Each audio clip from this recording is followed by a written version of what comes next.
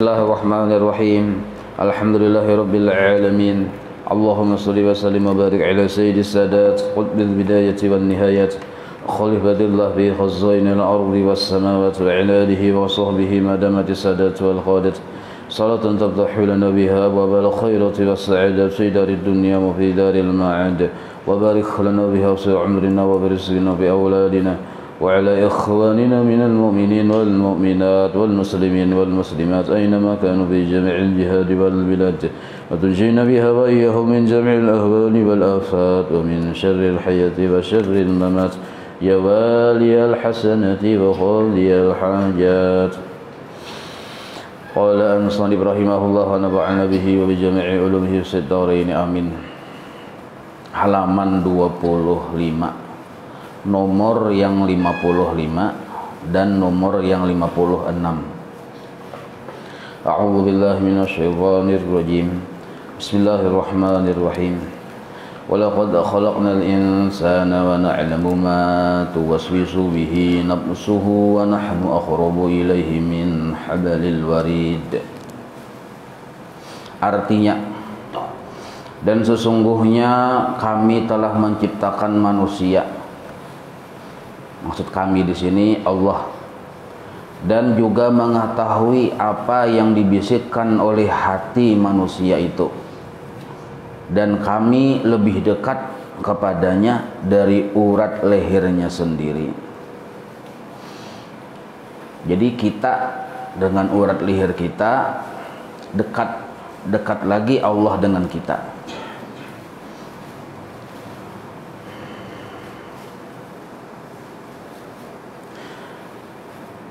Wa huwa ma'akum aynama kuntum wallahu bima ta'maluna basir.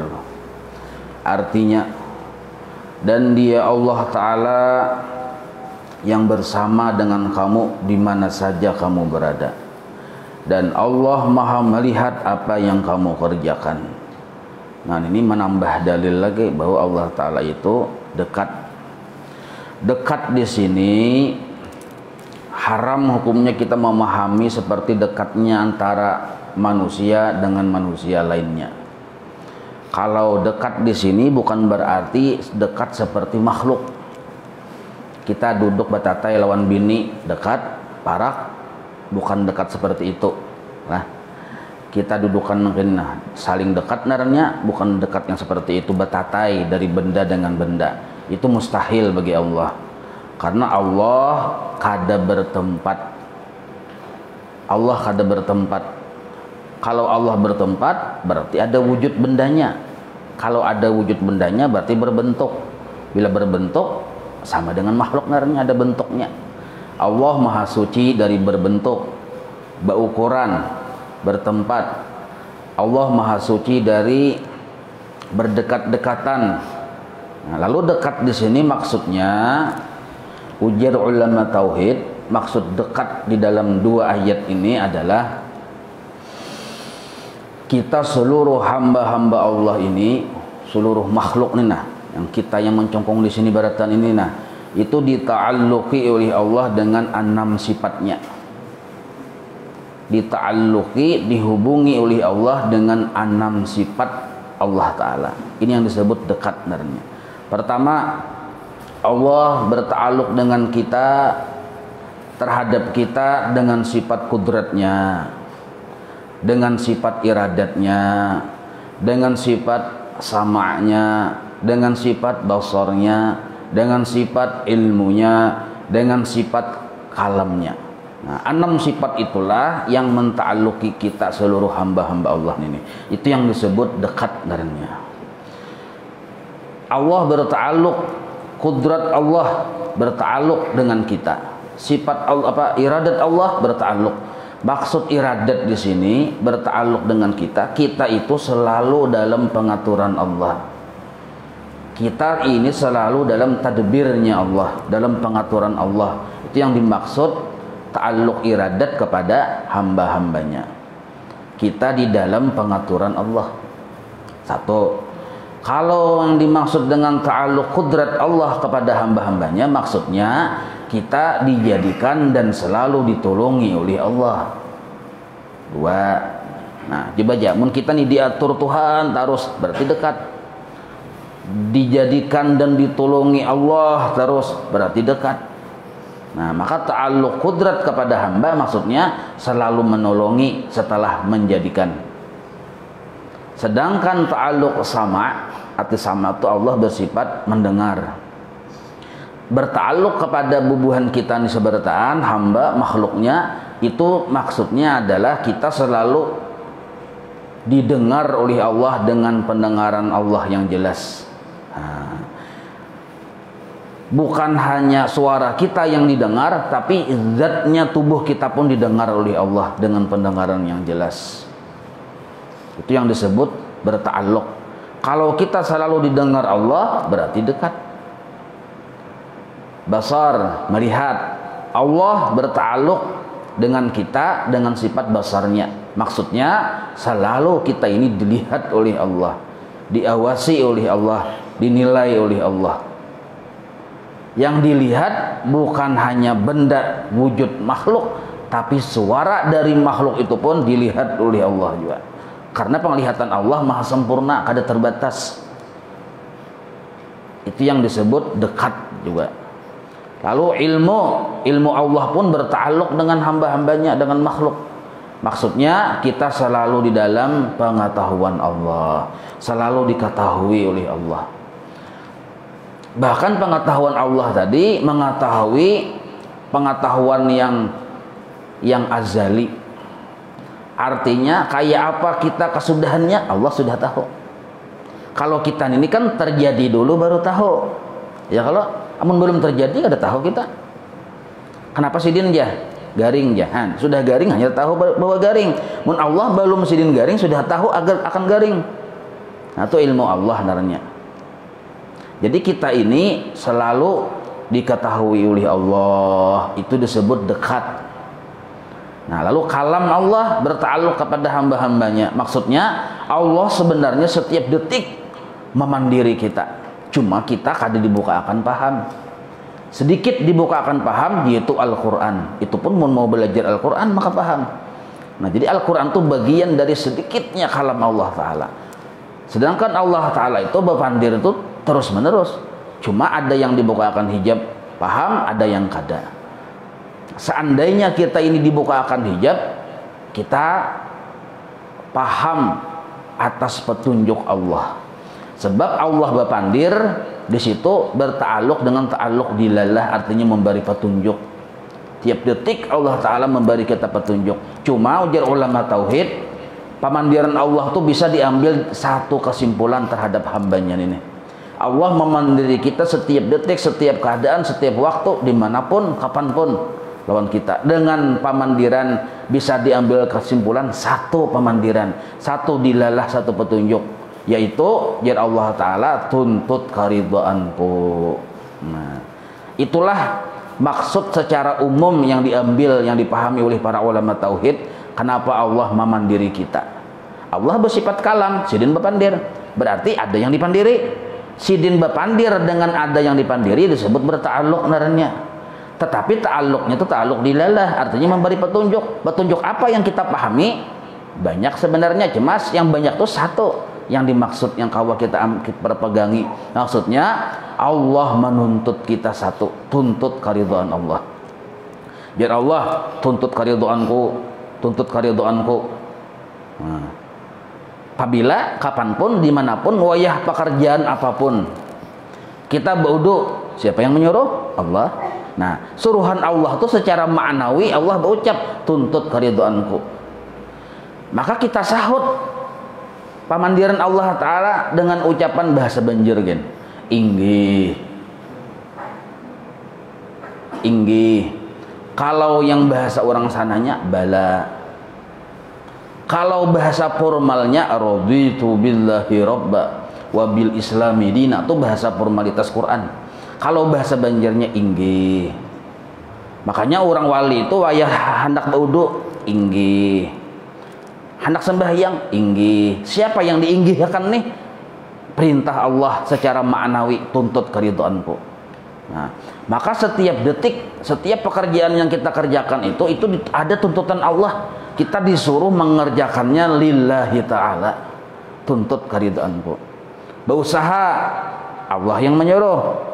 Berdagang misalnya, Allah ini bila menyuruh bukan hanya sekadar menyuruh, lawan tolong-tolongnya itu Allah Ta'ala. Ya Allah nyawa berusaha, ulun la haula wala quwata, ku tolongi aja Tuhan, tapi sebutingna tuntut keridaanku inggih. Nah lalu berjalan until tujuh anak menuju toko nih, inggih Tuhan nih, inggih Tuhan nih. Nah ini yang disebut menyahuti perintah Allah secara maknawi.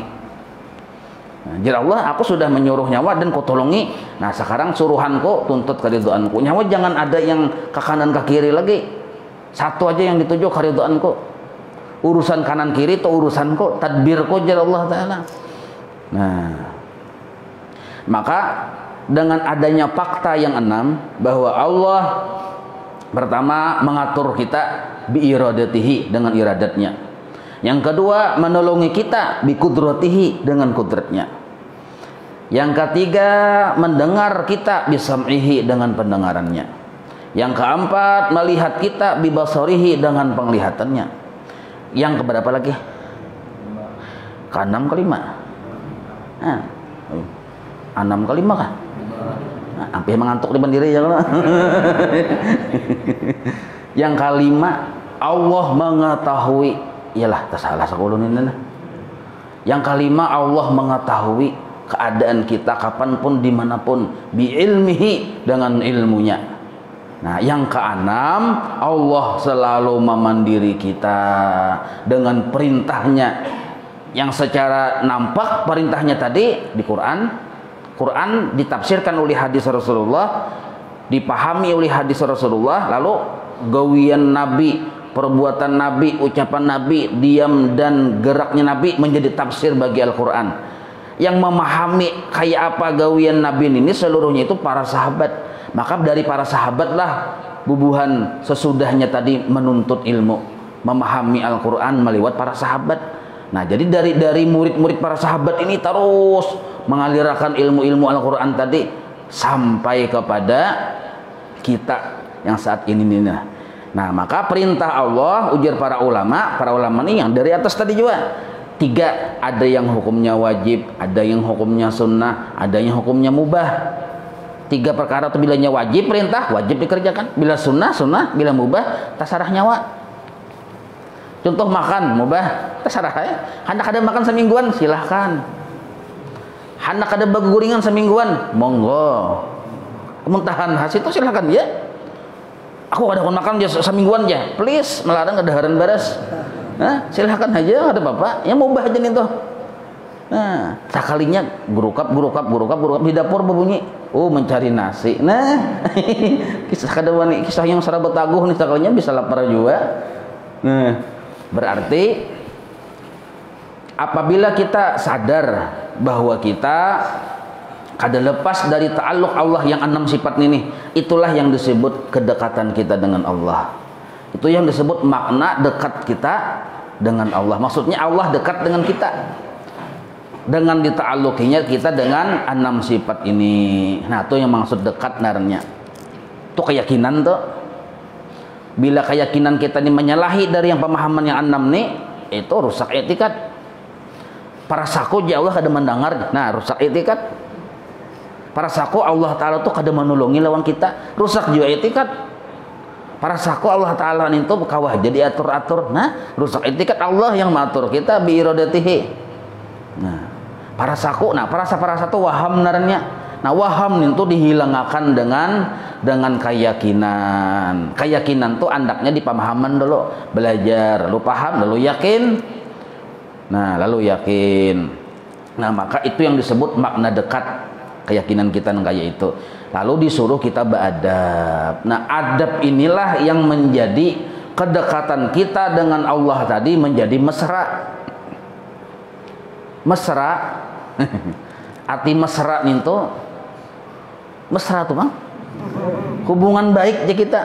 Nah mesra dua laki bini bilanya mesra pian kada sempat setahun bunting pulang ya Allah. Nah bila mesra tuh kayak itu Jadi bila asal kita mesra dengan Allah atas dasar kedekatan ini, maka hati kita tadi banyak menimbulkan sifat-sifat yang baik-baik. Tapi kalau kita kada mesra, hanya sekedar keyakinan, maka kita disebut orang yang termasuk dimusuhi oleh Allah Ta'ala. Apalagi mungkin kita kada yakin akan ta'aluk Allah yang enam ini, bagiannya itu rusak itikad.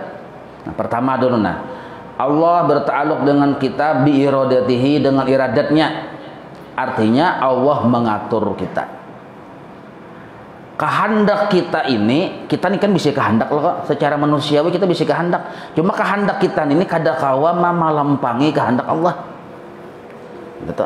Walaupun kehendak kita ini kita tampilkan dengan wujud doa, kita tampilkan dengan wujud ikhtiar, kita usahakan dengan perjuangan yang luar biasa, perjuangan semangat 45. Nah, misal nih, tetap apabila kada sesuai dengan pengaturan Allah, kada terjadi. Nah, misalnya kita berdoa, ternyata kabul, bukan karena kehebatan doa kita, tapi karena berkesesuaian dengan kehendak Allah. Nah, maka yang sebetul-betul atau yang sebenar-benar yang terjadi ini tuh yang apabila yang dahulu wah ini sampai kaina, itu sebenarnya sudah dikehendaki oleh Allah, sudah diatur oleh Allah. Nah, maka atas dasar keyakinan kita bahwa Allah selalu menta'alluqi dengan kita, dengan iradatnya, dengan aturan Allah, maka kita disuruh taslim ilallah dalam urusan dunia. Disuruh kita taslim hati lah. Jadi mun kita nih hendak mesra dengan Allah, kita disuruh taslim dalam urusan dunia. Nah, ini hati, amal hati. Kalau amal syariat kayak biasa, ada perubahan. Yang biasanya berdagang, yang biasa bertani, yang biasa nonton TV, mau ngot, biasa aja. Tapi urusan hati bang, taslim ilallah.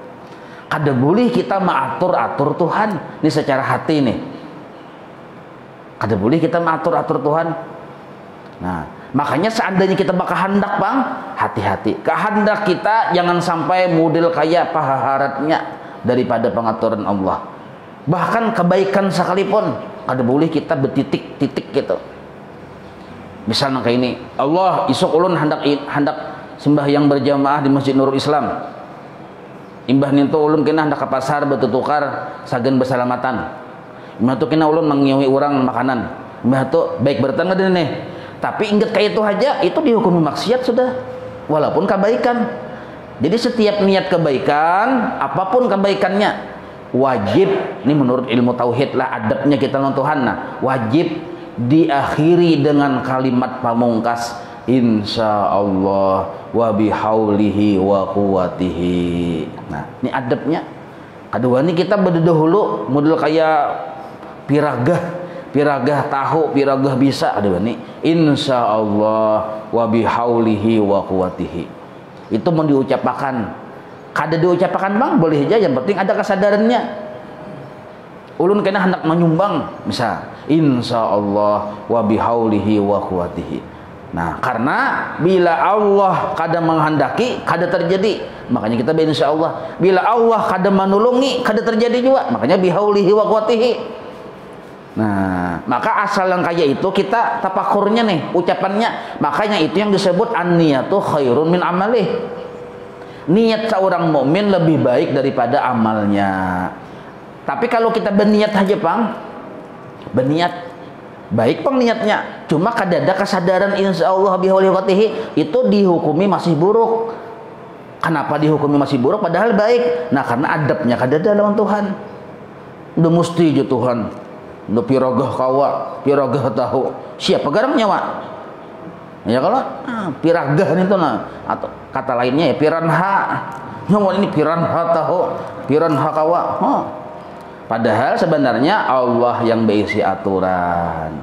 Nah, maka barang siapa ada bisi tapakur dan kayak itu, nah itu dalam beradab benernya, beradab. Maka pahalanya tadi belum digawi lagi sudah berpahala. Belum lagi menyumbang sudah berpahala. Nah, yang disebut an-niyatu khairun min amalih. Niyatul mukmin khairun min amalihi. Satu, jadi kita taslim ilallah, beradab lawan Tuhan. Nah, berdoa pun jangan pernah mengajal-ngajal. Bersyariat pun jangan model kayak bakaras-karas. Berusaha tuh nah jangan model kayak bakaras-karas gitu. Karas kacung kayak itu. 24 jam kada betutupan toko. Nah, jaga. Madang model kayak anak kami aja ngalih benar kau sih. Lo kepin ada orang datang aja, kada ditahani kami nih. Jaga. Nah, itu kendalanya kada termasuk kada ilok dalam berusaha. Kita wajib berisi keyakinan bahwa kita ini sudah diatur oleh Allah dalam pengaturan terbaiknya.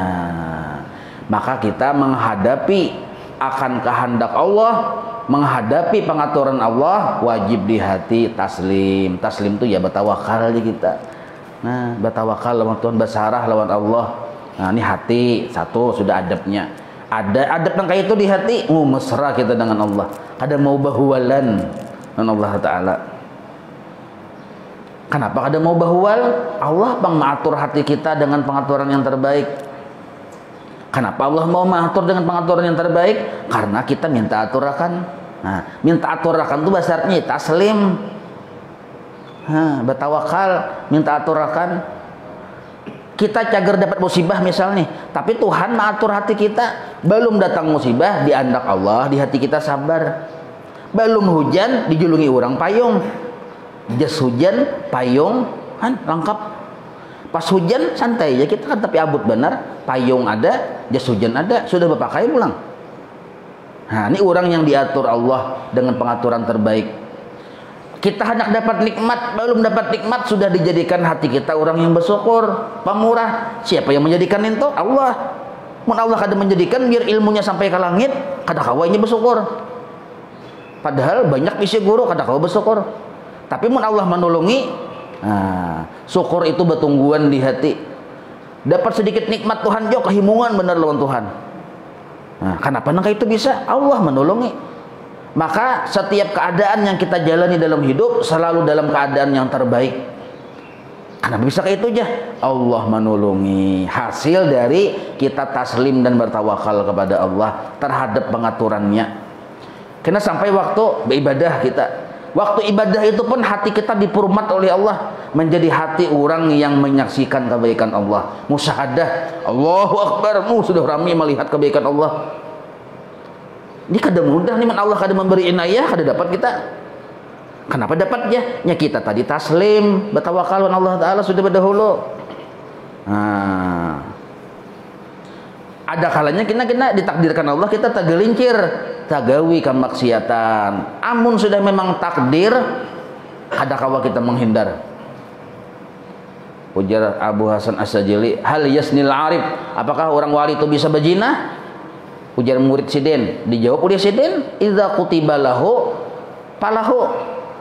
Bila memang sudah ditulis ada tulisannya maka terjadi, tetapi mereka dikehendaki oleh Allah walaupun dalam keadaan tergelincir, tapi hati mereka tadi ditulungi Tuhan segera bertaubat. Nah, gitu. Maka maksiat yang dikerjakan oleh seorang wali ini menjadi sebab mereka tuh makin bertambah parah dengan Allah Ta'ala. Ibadah yang dikerjakan oleh seorang wali menjadi sebab mereka itu menambah dekat dengan Allah. Musibah yang diterima oleh seorang wali menjadikan mereka tambah dekat dengan Allah.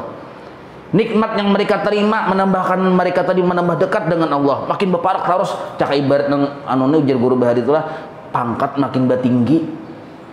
Dapat nikmat makin bertinggi pangkat. Dapat bala makin bertinggi pangkat. Yang dahulu sacurit, oh ini 5 bintang. Bintang 5 aja kita. Hotel bintang 5 teh lah. Jenderal.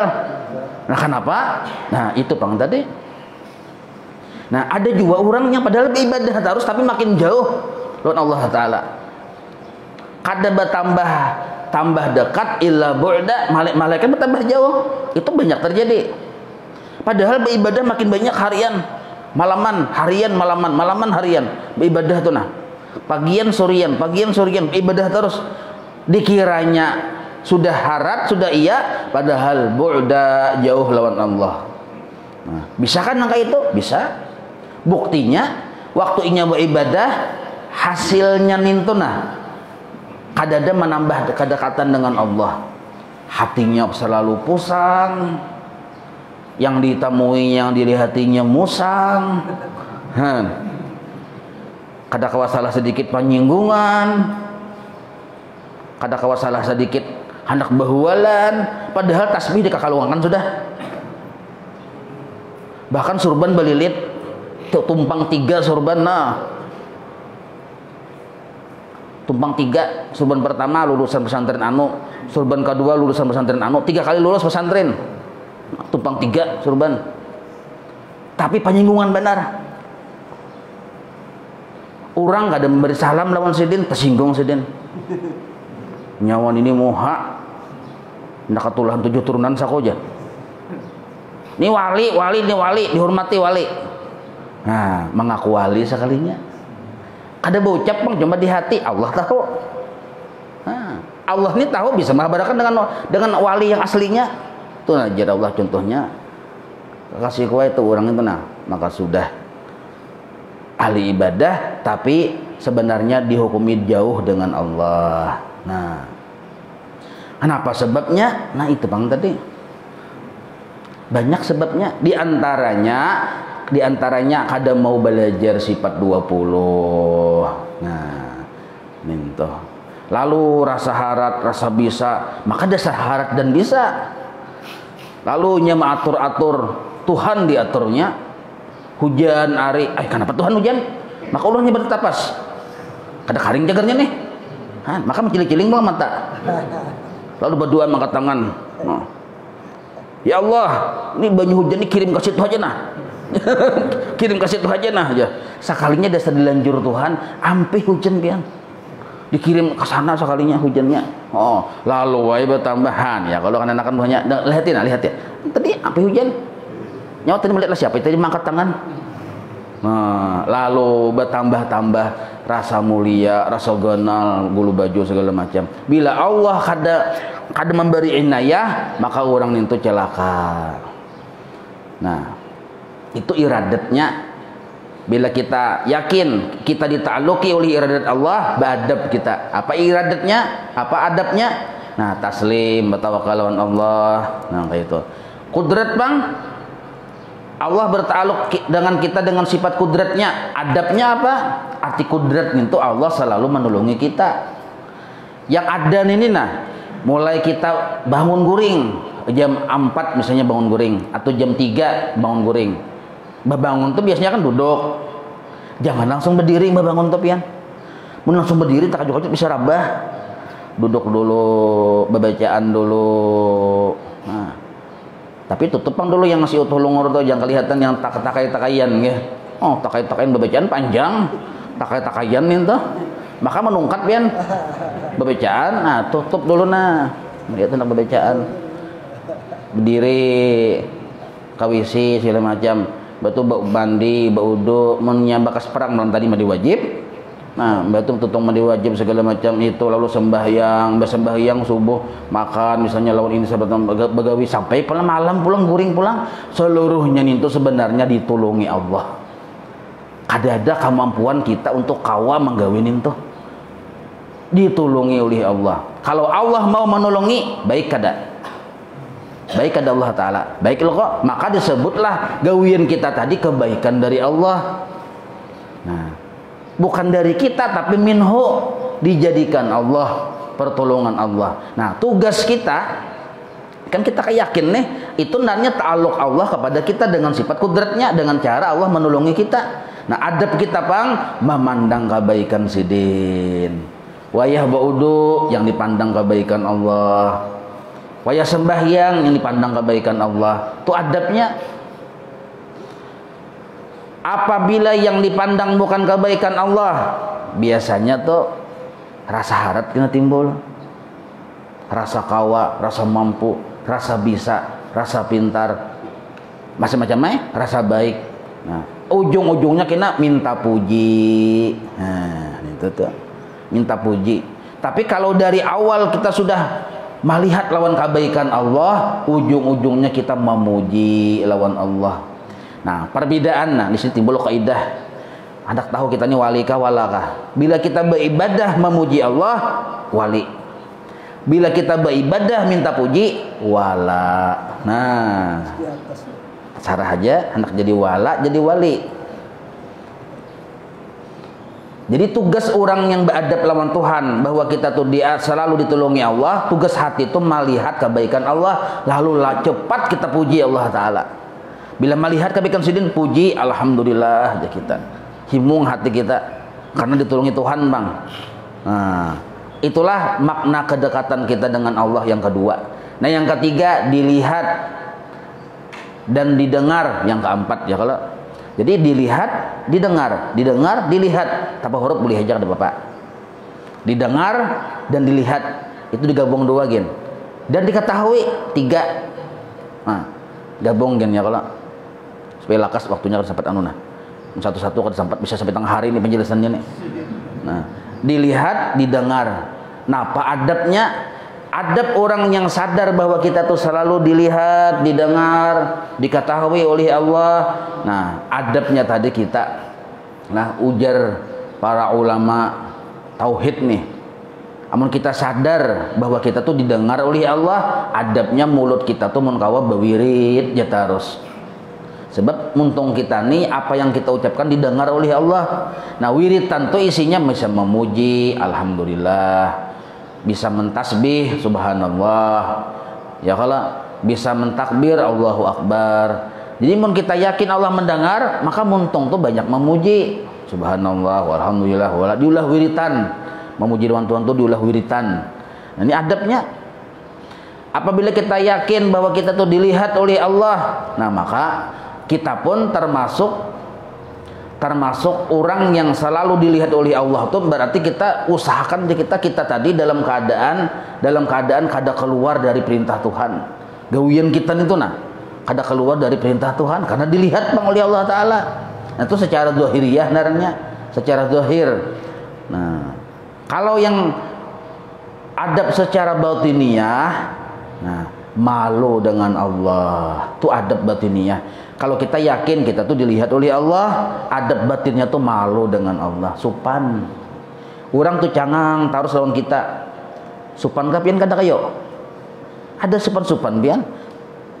Tapi malu-malu kucing juga Bang ya kalau. Malu-malu kucing tuh pindah supan, sekalinya menyambar pian. Ya kalau pindah kayak kada tahu kucing lawan iwak til nah, ngono pindah no. Pindah kayak kanoah kucing tuh. Oh, sekalinya hilap mata, hilang. Nah, itu malu-malu kucing naranya. Nah, jadi mun Jokowi presiden kada nih, Bapak Jokowi presiden, jangan lawan kita terus, bisa sopan kita ya kalau, nah, apalagi Allah Taala, jangan terus lawan kita, melihat lawan keadaan kita, sopan kita. Nah, maka perasaan malu ini nah jangan hilang. Jadi adab kita dilihat oleh Allah, adabnya jangan hilang rasa malu dengan Allah. Satu. Nah, adab bahwa kita didengar oleh Allah, jangan ampih bawirid. Itu adabnya. Supaya kita mesra lawan Tuhan. Nah, wiritan itu ingat akan wiritan dolah. Wiritan itu karena yang cagar wirid ini cagar diwiritakan sampai ke mati, sampai ke kubur, itu mungkawa jangan sampai ke debe ijazah. Maksudnya jadi kita tahu ini datang dari mana, ambilannya udah dari guru anu ada gurunya yang madahkan kini caranya. Nah, guru yang guru tahu dari guru sidin juga. Nah, itu ada boleh kita masuk ada boleh di sini kada abdal. Bukannya kada boleh yang mutlak Bang lah. Berjalan pian ke pasar, katuku buku. Cari baca judulnya. Judulnya Bakaramat. Nah, bagus benar aja. Bakaramat judulnya aja Bakaramat. Padahal sini mata kaur, padahal tulisannya Bakarami.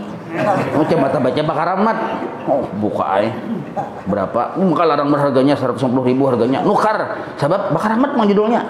Baca, pilih. Luar biasa banyak fadilatnya, pilih. Pokoknya yang harat-harat. Barang siapa membaca ini masuk surga badahulu pada Nabi. Pas benar aja. Badahulu pada Nabi masuk surga. Baik, tulis dulu. Barang siapa membaca ini masuk surga kada berhisab. Bahkan orang masih belum dibangkit, seorang sudah masuk ke surga. Nah, bagus banget catat baca. Banyak amalan. Itu nafsu sebenarnya. Kita memilih-milih mencari yang terbanyak fadilat itu nafsu. Nah, Yang bagus amaliyah yang kita jadikan wiritan itu adalah barian guru kita. Kenapa harus kayak itu? Karena sir atau ruhnya ibadah mutabaah. Nah, jangan kita beribadah kada ada mutabaahnya dengan perguruan.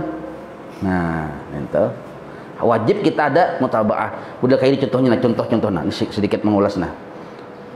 Arti mutabaah. Nah, kayak tarawih. Tarawih nih tuh kalau kita bujur-bujur membaca kitab lah, itu macam-macam jumlah rakaatnya. Ada yang 20 rakaat tarawih. Ini yang menurut mu'tabarnya jumhurul ulama. Ada yang 8, ada yang 13. Macam-macam sebutannya tuh. Ada yang bahkan 2 pun ada. Mun 1 ada. 2 ada. Ah, yang tapi tuh kila. Arti kila tuh ada mu'tamadnya 20. Banyak ada nih. Jumlah bilangan tarawih banyak ada. Nah, kita sebagai murid wajib dari sisi kalau tarawihnya hukumnya sunnah, tapi dari sisi mutabaah itu hukumnya wajib. Tarawih itu hukumnya sunnah, tapi dari sisi mutabaah hukumnya wajib. Kenapa mutabaah hukumnya wajib? Mutabaah ini ruhnya amal. Apapun ibadah kita ada ruh. Bila ibadah kada ada ruh, nah, mayat hidup. Ruhnya amal tadi mutabaah. Apa orang mutabaah tuh? Mutabaah tuh rahasia ikhlas. Nah, apabila kita mutabaah berarti kita ada yang ditiru. Ada yang ditiru. Nah, kalau misal nih orangnya lulusan Darussalam, sekolah di Darussalam, belajar di Martapura, guru-guru di Martapura tuh 20 rakaat sembahyang tarawih.